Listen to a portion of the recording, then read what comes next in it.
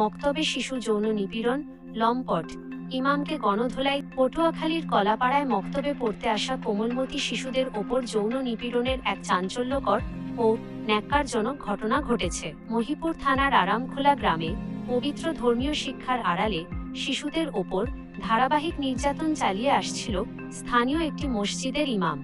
বিষয়টি জানাজানি হওয়ার পর ক্ষুব্ধ এলাকাবাসী অভিযুক্তকে হাতে নাতে ধরে গণধোলাই দিয়ে পুলিশে সোপর্দ করেছে। পবিত্র কুরআন ও কায়দা শিক্ষার আসর, যেখানে প্রতিদিন সকালে পরম শান্তিতে জড়ো হতো সরল সোজা কোমলমতি শিশুরা, কিন্তু সেই পবিত্র স্থানকেই নরক বানিয়ে তুলেছিল পটুয়াখালীর মহিপুর থানার আরামখোলা গ্রামের এক মসজিদের ইমাম।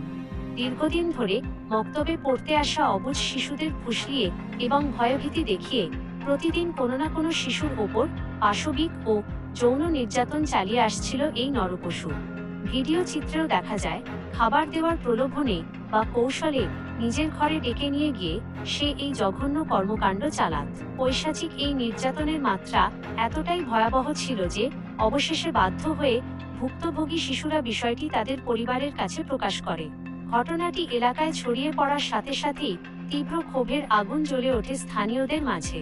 শনিবার এই জঘন্য ঘটনার প্রতিবাদে এবং ক্ষোভে ফেটে পড়েন স্থানীয় জনতা ও অভিভাবকরা। এক পর্যায়ে উত্তেজিত এলাকাবাসী ওই লম্পট ইমামকে হাতে নাতে অবরুদ্ধ করে উত্তম মধ্যম দেয়।